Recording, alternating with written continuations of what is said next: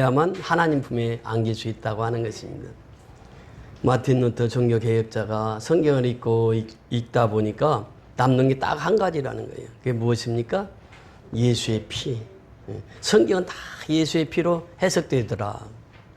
그러니까 구약에서부터 신약에 이르기까지 가장 중요한 핵심은 뭐예요? 예수의 피라는 거예요. 예수의 피. 예수의 피가 예수의 보혈 아니겠어요? 보혈을 지나 보혈을 지나 보혈을 지나 누구의 품으로? 아버지 품으로, 하나님 품으로. 이 보혈을 지나야만 하나님 품에 안길 수가 있다고 하는 것이에요. 우리가 요한복음 3장에 보면 니고데모가 등장합니다. 니고데모가 가장 궁금했던 질문이 무엇이었습니까? 거듭남이었습니다.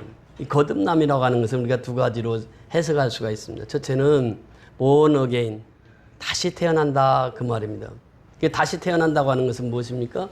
거듭남에 대해서 말씀하실 때 물과 성령으로 나지 아니하면 어디를 볼 수가 없다고 그랬습니까? 하나님의 나라를 볼 수가 없다고 그랬어요. 물과 성령으로 거듭나야 된다. 물은 곧 세례요. 세례는 죽음이요.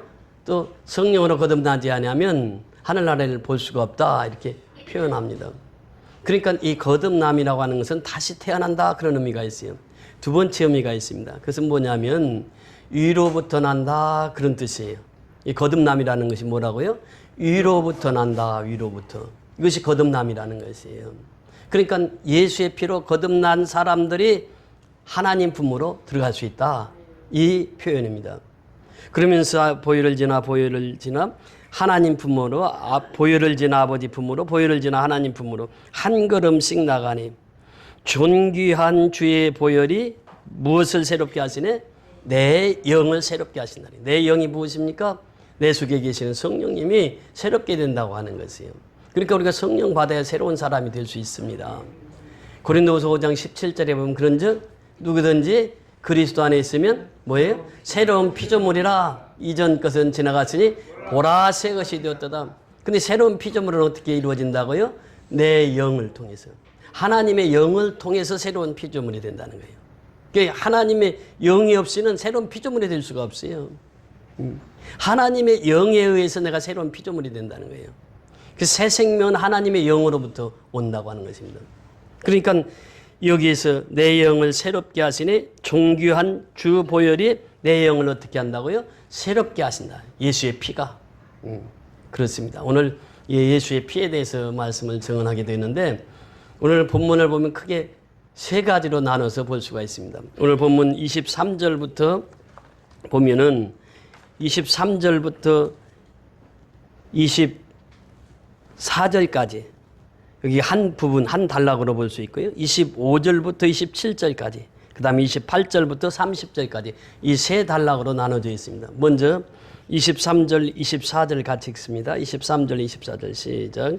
군인들이 예수를 십자가에 못 박고 그의 옷을 취하여 네 기채 나눠 각각 한 기씩 얻고 속옷도 취하니 이 속옷은 호지 아니하고 위에서부터 통으로 짠 것이라. 군인들이 서로 말하되 이것을 찢지 말고 누가 언제 제비 뽑자 하니 이는 성경에 그들이 내 옷을 나누고 내 옷을 제비 뽑나이다 한 것을 응하게 하려 함이라. 군인들은 이런 일을 하고, 자, 군인들이 이런 일을 했어요. 예수님 어떻게 해요? 십자가에 못 박는단 말이에요. 군인들이 이 일을 했어요. 그러니까 이 군인들이 예수를 십자가에 못 박고 이렇게 표현해요. 그의 옷을 취하여 네 기철 나누어 각각 한 개씩 얻고, 그러니까 네 기철 각각 한 개씩 얻어요. 그러면서 속옷도 취하니, 이 속옷은 가먼트에서 이게 한 통으로 된 옷이에요. 그리고 그건 찢어서 나눌 수가 없잖아요. 그러니까 어떻게 한다고요? 그 군인들이 서로 말하되 이것은 찢지 말고 누가 얻나 무엇을 뽑자고? 제비 뽑자 그래. 제비 뽑자. 이것이 구약 성경 이사야 선지자를 통해서 이미 예수님이 탄생하기 700년 전에 예언했던 내용입니다. 그 내용이 무엇입니까? 그들이 내 옷을 나누고 내 옷을 제비 뽑나이다. 이사야 선지자를 통해서 이미 예언했던 말씀이에요. 그러니까 그 밑에 들어가서 보면 시편 기자를 통해서 말씀하신 것입니다. 시편 22장 22편 18절에 그 내용을 지금 기록하고 있어요. 그 내용을 그대로 옮긴 것입니다. 그들이 내 옷을 나누고 내 옷을 제비 뽑나이다. 이 제비 뽑기를 해서 그 속옷을 취했단 말이에요. 예수님의 속옷을. 그러면 겉옷도 지금 다 벗겨졌습니다. 속옷도 어떻게 돼요? 속옷이 어떻게 됐어요? 군인들이 취하니까 속옷이 다 벗겨졌단 말이죠. 예수님이 십자가에 달리실 때는 겉옷 속옷을 다 벗긴 상태입니다. 발가 벗긴 상태예요. 이게 십자가형이 그렇습니다. 그러니까 이 속에 이제 예수님의 어머님이 이제 바로 뒷줄에 등장하는데, 그 어머니 마리아는 이제 그 10달을 뱃속에서 키우다가 예수님이 탄생하잖아요. 마리아의 몸을 탄생해. 그러면은 그 예수를 누가 제일 먼저 보았을까요? 그 어머니가 제일 먼저 볼 수 있잖아요. 어머니가 예수를 낳았을 때 예수가 옷을 입고 태어났나요? 옷을 벗고 태어났나요? 옷을 다 벗고 태어났어. 그러니까 이 예수가 탄생한 것을 어머니 마리아가 제일 먼저 봤어요. 그런데 십자가의 죽음도 보니까 어떻게 해요? 다 발개 벗고 십자가에 죽어요. 어머니 앞에서. 예수님이 지금 이 일을 행하신 것은 구약 성경을 이루기 위함이라 그래요. 예언을 이루기 위함이라. 그래서 이것을 그대로 성경적으로 보면은 그렇게 말씀하십니다. 제비 뽑나이다 한 것을 어떻게 하려고? 응하게 하려 함이라 그래요. 구약은 예언을 하셨고 신약은 이루어집니다. 그래서 구약과 신약은 다 짝이 있다고 하는 것이에요. 구약이 예언이 되고 신약은 예언이 성취해요. 그래서 이 짝이 다 있단 말이에요. 이사야서 34장 16절에 보면 하나님의 말씀 다 짝이 있다고 그래요. 그렇습니다. 우리 사람도 그렇잖아요. 짝이 있어요. 남자가 있으면 누가 있어요? 여자가 있어요. 이 전기도 볼트가 보면은 마이너스 볼트가 있고 플러스 볼트가 있단 말이에요. 그러니까 짐승도 암컷이 있고 수컷이 있어요. 다 이게 짝이 있는 거예요. 이 성경도 짝이 있다는 거예요. 그러니까 구약 성경을 응하게 하기 위하여 지금 저희들이 제비를 뽑나이다 그래요.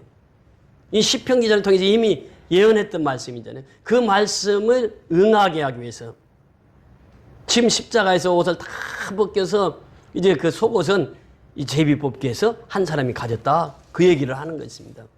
자, 25절부터 27절까지입니다. 시작. 예수의 십자가 곁에는 그 어머니와 이모와 글로바의 아내 마리아와 막달라 마리아가 섰는지라. 예수께서 자기의 어머니 사랑하시는 제자가 곁에 서 있는 것을 보시고 자기 어머니께 말씀하시되 여자여 보소서 아들이니이다 하시고 또 그 제자에게 이르시되 보라 내 어머니라 하신데 그때부터 제자가 자기 집에 모시니라. 예수의 십자가 곁에는 참 중요한 말씀입니다.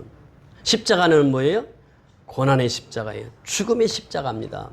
예수님이 십자가에 못 박히러 가시는 거예요. 그런데 그 십자가 곁에 있었던 사람들이 있었단 말이죠. 그러니까 십자가 곁에는 예수님의 제자들도 다 도망가 버렸어. 십자가까지 따라가지 않습니다. 왜냐하면 자기도 그 잡혀서 죽을지 몰라. 다 피하는 거예요. 피하는데 이 4명의 여인이 등장합니다. 오늘 말씀 보세요. 예수의 십자가 곁에는 첫째 누가 있었습니까? 그 어머니가 있어요. 어머니는요, 아들이 죽는다고 하는데 어머니가 안 따라갈 어머니가 어디가 있겠어요? 십자가에 못 박힌다고 하는데 그 어머니는 죽기 살기로 따라하는 거예요. 아들이 죽는다고 하는데 그러니까 어머니가 그 현장에 있었어요. 그 다음에 누가 등장합니까? 이모가 등장합니까? 이모 이름이 뭐죠? 이 살로메라고 하는 그 이모가 등장해요. 이모가 거기까지 따라가요. 왜? 친척이니까. 아니 조카가 죽는다는데 따라가는 거예요. 이모가. 그 다음에 누가 등장합니까? 글로바의 아내 마리아 이렇게 표현합니다. 글로바의 아내. 많이 등장하지 않는 사람이에요. 근데 이 사람은 무슨 일을 했냐면 예수의 부활을 끝까지 증언하고 살았던 사람이에요. 십자가에서 직접 예수님이 죽는 모습을 지켜보았던 여인이고 예수님이 부활하심을 목격했던 사람이에요. 그래서 예수의 부활하심을 끝까지 증언하며 살았던 여인입니다. 그러니까 마리아와 또 누가 등장합니까?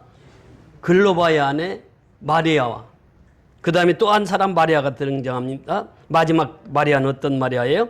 막달라 마리아가 섰는지라 그래요. 막달라 마리아. 막달라 마리아는 뭐가 들었다고 그랬었죠? 7 귀신이 들렸던 여자예요. 그 귀신도 보통 귀신이 아니에요. 7 귀신이 들렸어요. 그러니까 귀신이 한 마리만 들어도 힘들 텐데 7 귀신이 들었으니 얼마나 그 인생이 힘들었겠어요. 근데 예수님이 오셔서 귀신아 떠나라 하니까 그냥 즉시로 떠나버렸잖아요. 그러니까 이 여인이 그렇게 귀신 속에서 끌려 살다가 예수 만나서 귀신이 쫓겨나고 나니까 예수를 어떻게 해요? 끝까지 쫓습니다. 지금 이 자리는 자기가 죽을지도 몰라요. 근데 그 십자가 곁에 누가 있었다고요? 막달라 마리아가 있어요. 그러니까 끝까지 십자가의 곁에 있었던 사람들, 네 여인이 등장하는데 세 여인은 다 마리아예요. 그렇죠? 예수의 어머니 이름이 뭐예요? 마리아. 글로바의 아내 이름이 뭐라고요? 마리아. 또 막달라? 마리아. 마리아의 세 여인이 예수님의 곁을 지켜요. 그러면서 예수님의 이모가 지켰단 말이에요. 여기서 두 가지 사건을 우리가 꼭 기억해야 되는데, 첫째는요, 어떻게 남자가 하나도 없냐고요. 남자 이름 있어요, 없어요? 하나도 없어. 이게 위험당하면요, 남자가 먼저 도망간다는 거예요. 이 황수관 박사를 제가 처음 만났을 때가 그 사모대학 제가 그 운영위원장인가 그거 할 때 외부 강사를 초청합니다. 그때 황수관 박사님이 이 TV에 나오기 전에요. 유명하기 전에요. 그 모셔가지고 공항에서 이제 식당에서 식사를 합니다. 근데 밥을 먹는데 제가 밥을 한 움큼 입에다 넣었어요. 그런데 그분이 밥 먹는데 얼마나 웃기시는지 그냥 웃다 보니까 어떻게 입에 있던 밥이 그냥 밥상으로 다 그만큼 웃겼어요. 그래서 그분이 유명해지기 전에 그렇게 보니까 아주 큰 인물이에요. 그분을 모시고 살았는데 그분이 6.25 때 그랬대잖아요. 6.25 때 어머니가 이제 그 아기를 업고 또 하나는 손에 걸리고 또 하나는 안고 이러고 가는데 폭탄이 탁 터졌어. 터졌더니 아버지랑 같이 갔는데 아버지는 어디로 갔어요? 산으로 싹 도망가고 어머니가 하나는 업고 하나는 안고 하나는 걸리고 그러면서 아버지가 산에 가서 그래. 빨리 와. 이게 남자요. 남자는 위험하면 자기가 먼저 산다고 도망가. 그 여자들은 자기 새끼를 끝까지 챙기거든. 여자들. 그 여기에도 보니까 십자가 곁에 있는데 누가 없다고? 남자는 어디로 다 도망가고 하나도 없어. 여자들만 등장해. 근데 이것이 어디로 갔냐 하면 사도행전 2장에 보세요. 성령이 충만한 임해요. 그래서 이 복음을 증거하는데 그 초대교회 역사를 열어간 사람이 누구입니까? 대부분이 다 여자들이요. 여자들이 그렇게 열심히 자기 목숨 내놓고 따라간 거예요. 십자가 곁에라고 하는 것은 자기 목숨 내놓아야 가는 길이거든. 근데 여자들만 딱 따라갔어요. 근데 우리나라도 보면은 기독교가 이렇게 성장할 수 있었던 것은 전주에 가면 한일 장신대가 있습니다. 그는 여자들, 전도사들을 만드는 그 신학교였는데 2년째예요. 제가 거기를 방문한 적이 있는데 거기서부터 서석평 선교사님이 오셔서 한국의 기독교가 살려면 여자들을 일깨워야 된다. 그때만 해도 여자들요. 저희 그랬잖아요. 우리 어머니 이름을 잘 몰랐다고. 왜냐하면 맨날 숑결댁 둘째 아들만 하니까 나는 어머니 이름이 숑결댁인 줄 알았다니까.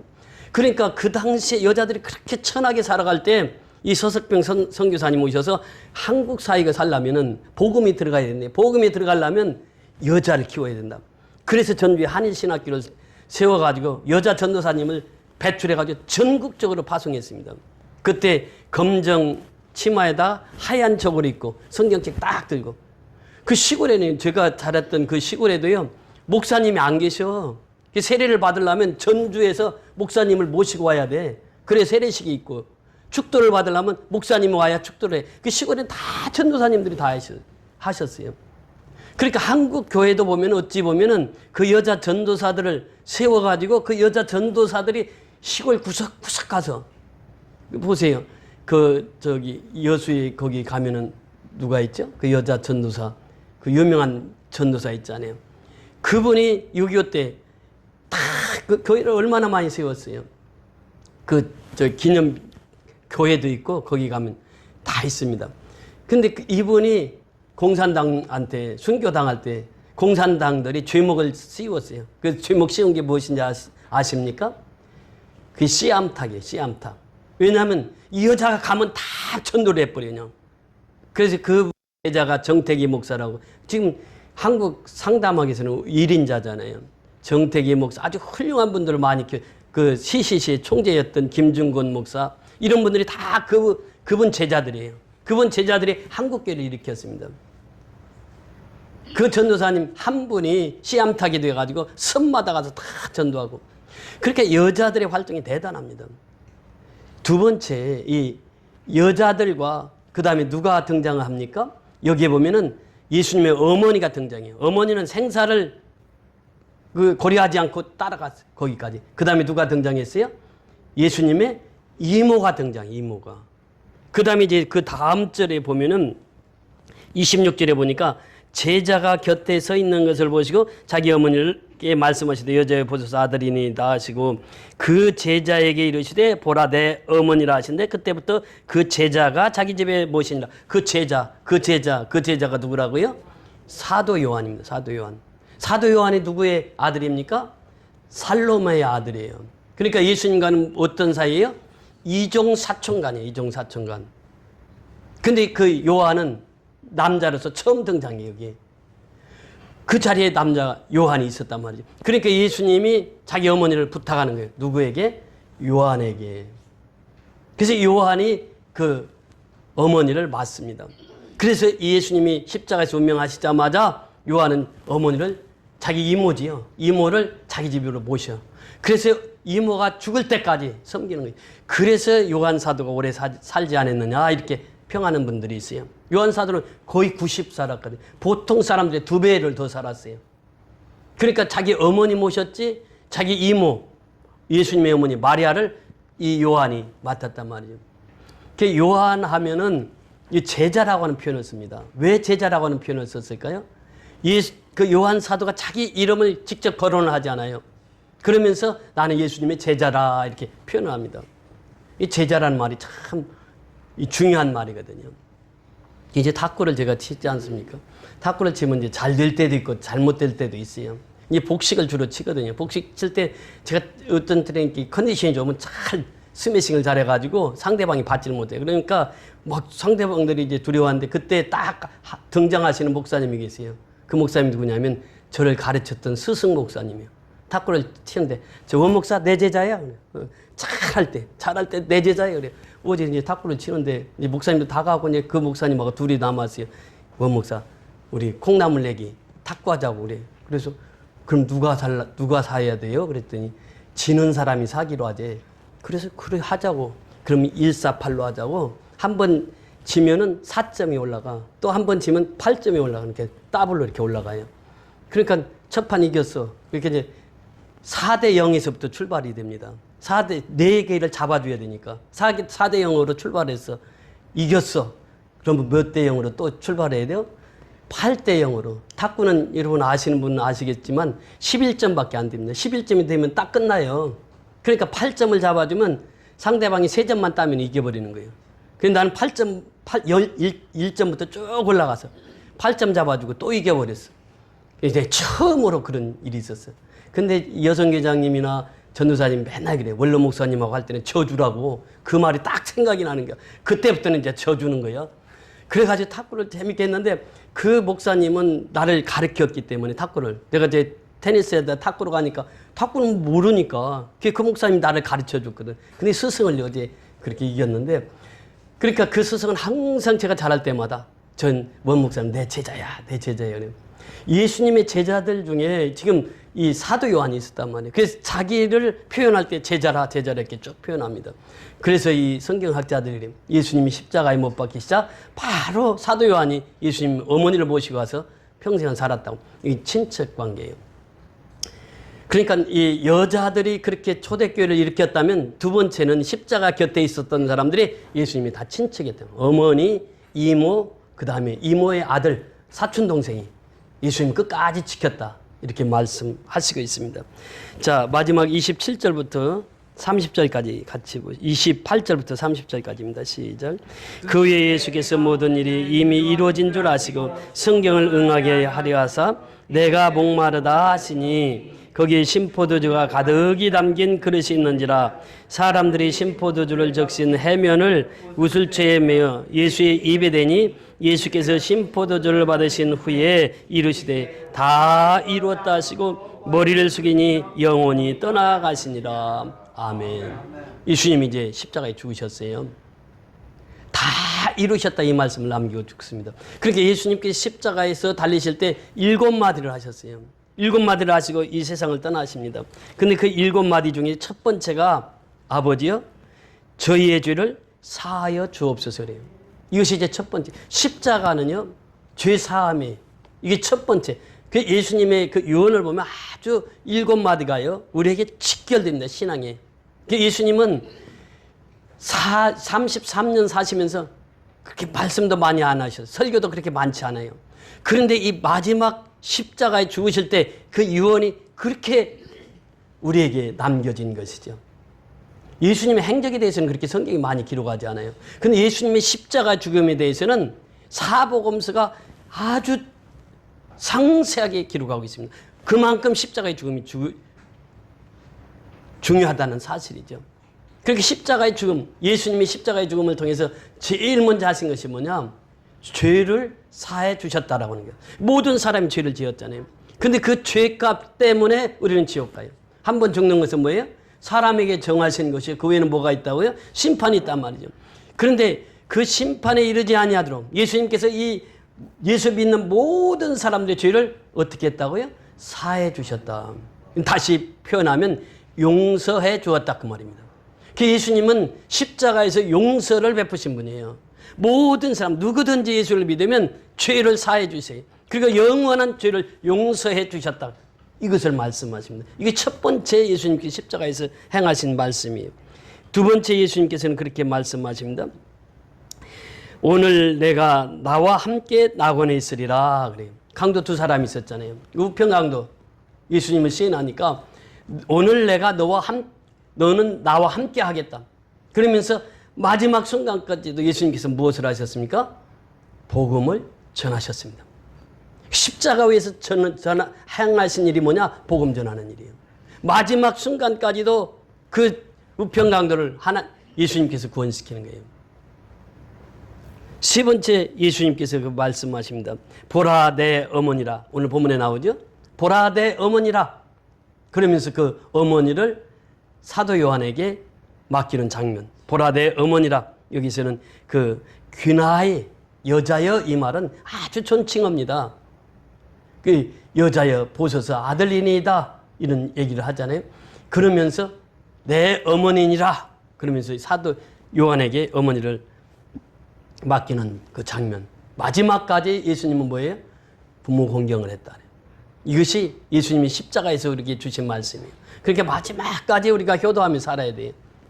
이것이 십자가상에서 남겨진 유언의 말씀입니다.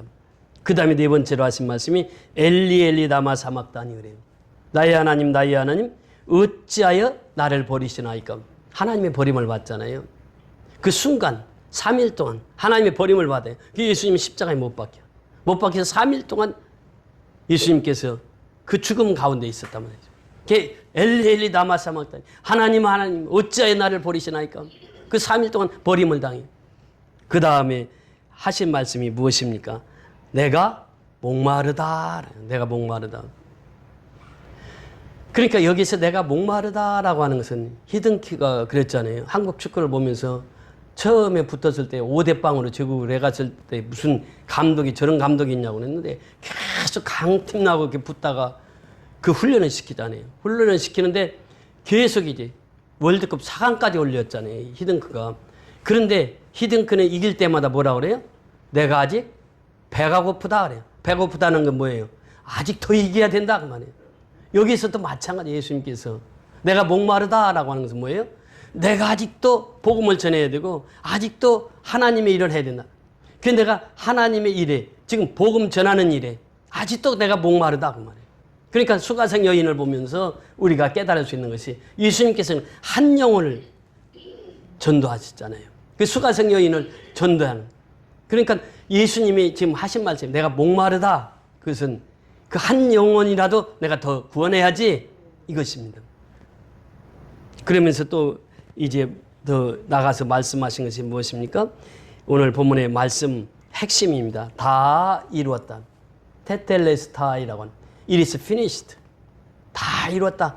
모든 것이 다 응했다. 성경이 응했다. 구약의 예언이 다 응했다. 이런 말이에요. 그러니까 이 finish라고 하는 것은 두 가지 의미가 있습니다. 다 이루었다고 하는 것은 무슨 일을 다 마쳤다는 거예요. 구약의 예언을 다 십자가에서 이루었다. 이것이 이제 첫 번째 의미예요. 두 번째 의미는 뭐냐면 그 빛을 다 탕감했다. 그런 의미가 있습니다. 그러니까 노예로 살던 사람이 빛을 다 탕감하면 어떻게 됩니까? 자유인이 돼요. 그래서 십자가에 예수님이 죽으신 거예요. 모든 빛을 다 탕감하기 위해서. 두 가지 의미가 있어요. 내가 하던 일이 끝났다. 이제 다음 주가 되면 방학을 하잖아요. 그럼 한 학기가 끝이 납니다. 이것이 it is finished. 이게 끝났다. 예수님께서 구약에서 예언한 예언들이 다 응해졌어요. 이게 끝이 났다. 그러면서 또 한 가지 의미는 모든 죄인들의 죄를 다 용서해주고 이제 죄로부터 해방을 시키신 분이 누구냐? 예수란 말이에요. 예수. 그래서 로마서 8장 1절 2절에 보면 죄와 사망의 법에서 생명의 법으로 너희를 구원했느니라 이렇게 말씀하세요. 그러니까 모든 죄로부터 건져주신 분이 예수다. 이것이 바로 다 이루었다라고 하는 말씀 속에 포함되어 있습니다. 그래서 우리는 예수님께서 테텔레스타이 그 마지막 순간에 예수님이 다 이루었다고 하는 선언을 합니다. 그러니까 이 보통 사람들은 유언을 남길 때 간단하게 유언을 남겨요. 그런데 예수님은 이 유언이 7가지 말씀을 통해서 유언을 남깁니다. 그러면서 다 이루었다 이렇게 말씀하세요. 그러니까 모든 죄를 다 죄 아래 있는 자들을 구원하시기 위해서 십자가를 지셨다. 그 십자가는 다 이루어진 사건이다. 그러니까 이 원문에 보면요. 다 이루어졌다가 정확한 표현이에요. 모든 것이 다 피니시, 끝났다. 이루어졌다 말이에요. 구원의 역사가 이루어졌다. 그러니까 예수님이 십자가의 죽으심으로 말미암아 모든 사람이 다 죄인이었는데 누구든지 예수를 믿으면 이제 노예에서 빛을 갚아서 노예가 자유함을 얻듯이 우리가 죄로부터 자유함을 얻게 되었다. 이것이 테텔레스타이, 다 이루었다고 하는 말씀이에요. 그래서 오늘 이 말씀을 통해서 그렇게 말씀하십니다. 예수 그리스도 안에 있는 구속으로 말미암아 하나님의 은혜로 값없이 의롭다 하심을 얻은 자가 되었느니라. 다 이루었다. 이 말 속에 속해 있는 것이죠. 우리가 그리스도 안에서 그의 은혜의 풍성함을 따라 그의 피로 말미암아 구속 곧 죄사함을 받았으니 예수의 피가 구속 곧 죄사함을 얻게 하셨다라고 하는 겁니다. 이 뜻을 쫓아 예수 그리스도의 몸을 단번에 들으심으로 말미암아 우리가 거룩함을 얻었노라. 히브리서 10장 10절에. 그래서 예수의 피로 말미암아 우리가 거룩함을 받아서 하나님의 백성이 되었다라고 하는 겁니다. 그러면 예수님께서 십자가에 다 이루셨습니다. 그래서 우리가 모든 죄를 사함받았어요. 그렇다고 하면 우리가 어떻게 살아야 될 것이냐. 이것이 핵심이에요. 예수님은요. 이 땅에 오셔서 십자가에 죽으시고 부활하셔서 예수님께서 40일 동안 이 땅에 있으시면서 설교의 제목이 딱 한 가지였습니다. 그게 무엇입니까? 40일 동안 예수님이 설교한 내용이 있어요. 그게 무엇입니까? 무슨 나라예요? 하나님의 나라에 대한 선포예요. 40일 동안. 그러니까 우리는 하나님의 나라를 날마다 경험하면서 살아야 돼. 그렇잖아요. 이것이 바로 우리의 삶이에요. 우리에게 주어진 삶은 이제 예수님이 다 끝냈어요. 십자가에서. 모든 죄를 다 사함받게 하셨고 모든 구약의 예언을 다 이루게 하셨고 다 끝이 났어요. 그리고 이제 우리를 위로부터 거듭나게 했단 말이죠. 그래서 우리는 거듭난 삶을 살아가요. 그게 하나님의 나라는 바로 그예요. 거듭난 자들이 사는 거예요. 그러니까 우리는 날마다 하나님을 경험하고 살아야 돼요. 그 경험하고 살려면 어떻게 살아야 된다고요? 내가 죽고 예수로만 사는 거예요. 이것이 하나님의 나라를 경험하는 자의 삶이라고 하는 것이에요. 그러니까 하나님의 나라를 경험하는 자는 하나님의 나라를 그 속에서 이루어가고 있는 것이죠. 이게 로마서 14장 17절에 보면은 하나님의 나라는 먹고 마시는 것이 있는 것이 아니라 그래요. 먹고 마시는 것은 누가 해요? 세상 사람도 다 하고 먹고 마시는 건 너무 중요해요. 우리가 살아가는 데 있어서. 그런데 하나님의 나라는 먹고 마시는 것이 있지 않다라고 하는 거예요. 하나님의 나라는 누구 안에서? 성령 안에서. 성령 안에서. 하나님의 나라는 성령 안에서 이루어지는 나라가 하나님의 나라라고 하는 거예요. 그러니까 하나님의 나라를 경험하려면 누구 안에서? 성령 안에서요. 성령 안에서. 보세요. 성령 안에서만 하나님의 나라가 이루어진다는 거예요. 우리가 육신적으로 하나님의 나라를 이룰 수가 없어요.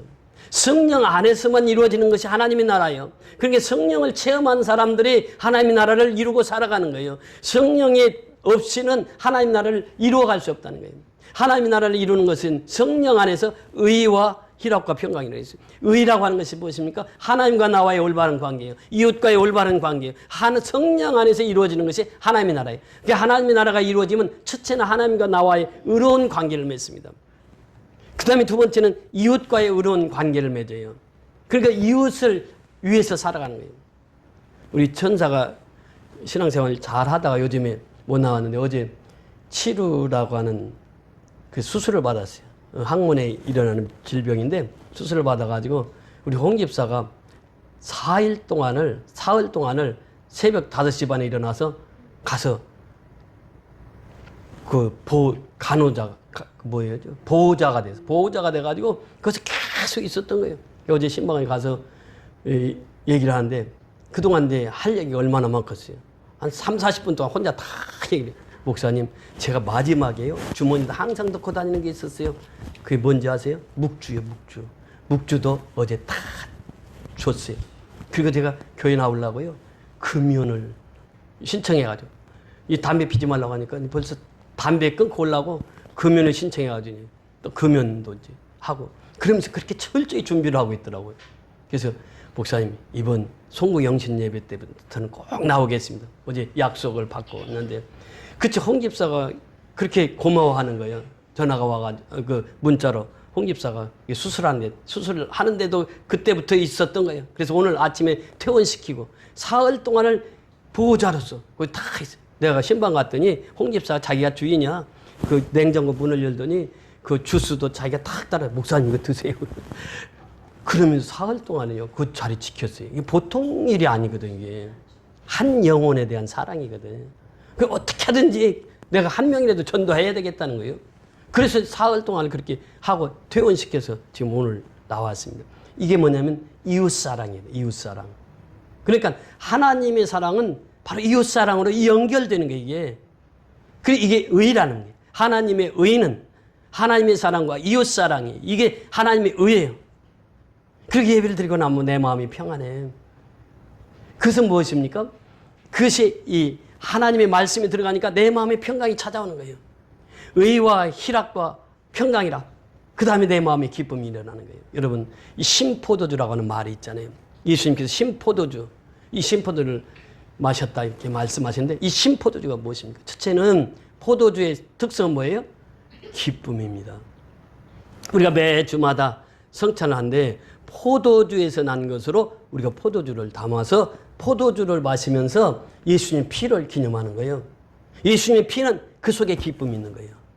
구원받은 사람들의 가장 큰 특징이 무엇입니까? 기쁨입니다. 내가 예수를 몰랐다가 예수를 믿게 돼가지고 하나님 앞에 구원받았다. 가장 큰 기쁨이 구원의 기쁨이에요. 그래서 이 포도주라고 하는 것이 그 구원의 기쁨을 말하고 있어요. 그 첫째는 그 영혼의 기쁨과 축복을 말하고 있는데 시편 104편 15절에 보니까 사람의 마음을 기쁘게 하는 것은 뭐다? 포도주다 이렇게 표현하고 있습니다. 두 번째는 그리스도와 연합하는 것이 포도주입니다. 예수의 피는 그리스도와 연합시키는 거예요. 그러니까 내가 예수와 함께 죽고 예수와 함께 다시 사는 연합, 예수와 함께 연합하는 이 포도주라는 거예요. 그래서 새로운 언약이 바로 성찬식을 통해서 그리스도와 연합, 이것이 포도주예요. 그리고 세 번째는 성령의 충만함입니다. 여러분 에베소서 5장 18절에 보면 술 취하지 말라 이는 방탕한 것이니 무엇을 받으라? 성령의 충만함을 받으라 그래요. 그러니까 여기서 술이라고 하는데 원문에 보면 포도주로 나옵니다. 포도주. 포도주에 취하지 말라 그래요. 포도주 많이 마시면 어떻게 된다고요? 취한단 말이에요. 포도주에 취하게 먹지 말라는 거예요. 성찬식은 딱 조그만 컵으로 하나씩 먹잖아요. 이게 취하게 먹으면 안 된다는 거예요. 취하게. 포도주에 취하지 말라. 이는 방탕한, 술 취하면 방탕한 것이 되잖아요. 술 취하지 말라. 포도주에 취하지 말라. 이는 방탕한 것이니 무엇을 받으라? 성령의 충만함을 받으라. 이것이 바로 예수의 그 포도주 속에 담긴 의미라고 하는 것이에요. 그래서 성령 충만한 사람은 예수의 피만 증거해요. 십자가의 보혈, 이것만 증거한단 말이에요. 그래서 성령 충만함을 받아야 된다는 거예요. 신앙은 바로 하나님의 나라는 어디에서 이루어진다고요? 성령 안에서 이루어지는 것이고 성령의 충만함 가운데서 하나님 나라가 선포되어지는 거예요. 그러니까 내가 성령의 충만함을 받아야 돼. 교회 오면요. 어제도 그 형제가 그래. 이거 11조를 어떻게 해야 될지 모르. 11조? 걱정하지 마. 나는 지금까지 목회 40년에 오면서 11조 강조한 적 한 번도 없어. 11조 설교해 본 적도 없어. 11조는 자기가 마음에 우러나서 하는 거고 믿음이 가야 하는 것이지 11조에 대한 걱정이 많은 거예요. 근데 수급자로 살아가는데 11조 하는 거 너무 힘들다는 거예요. 그래서 믿음이 자랄 때까지는 전혀 걱정하지 마. 내가 교회에서 그 돈 얘기한 거 한 번이라도 보았냐고. 염려하지 말라고. 일단은 나와서 은혜 받고 그렇게 신앙생활 하다 보면 11조 신앙까지 올라가는 것이지. 처음부터 이렇게 걱정하지 말라고. 근데 그러니까 교회에서 뭐 11조 많이 하라, 또 전도 많이 하라, 이런 거 중요하긴 하죠. 그런데 이런 것보다 가장 중요한 것이 뭐예요? 교회는 성도들이 뭘 받아야 된다고? 성령 충만함을 받아야 돼. 그러니까 성령 충만함에 대해서 이것이 최고의 가치라는 거예요. 성도의 삶에서. 왜냐하면 하나님 나라가 이루어지잖아요. 성령 충만하면. 그 속에서 내 속에서 하나님 나라가 이루어지는 거예요. 그러니까 가장 중요한 것이 뭐냐? 성령 충만함을 받는 것이에요. 그래서 우리 교회에서 항상 그 얘기하는 것이 그거잖아요. 성령 충만함을 받으라고. 성령 충만함을 받아야 선교도 하고 성령 충만함을 받아야 농어촌 선교도 하고 해외 선교도 한단 말이죠. 성령이 충만하지 않고는 하나님의 나라의 속성을 내가 깨닫지 못하니까 하나님의 일을 할 수가 없다는 거예요. 그래서 성령 충만함을 받으라니. 이것은 바로 예수의 십자가의 피로 연결된다는 거예요. 성령 충만한 사람이 십자가의 복음, 예수의 피의 복음을 땅끝까지 전파하게 되는 줄 믿습니다. 그래서 우리는 성령 충만함을 받고 마지막 중요한 것이 신포도주 속에는 하나님의 은혜입니다. 은혜. 은혜를 받아야 돼. 내가 성령 충만함을 받고 은혜를 받아야 돼. 은혜를 받으면 저절로 복음을 전하게 되는 거예요. 이사야서 25장 6절에 보니까 하나님은 만민에게 풍성한 잔치와 포도주를 베푸실 것을 언급하고 있습니다. 그러니까 이 포도주라고 하는 의미 속에서 바로 하나님의 은혜가 담겨 있다는 거예요. 그래서 우리가 포도주를 기념하는 잔을 마실 때마다 우리가 꼭 기억해야 될 거예요. 내가 성령 충만함을 받아야지, 내가 은혜 받아야지, 그래야 신앙생활은 즐겁고 기쁘다고 하는 것이에요.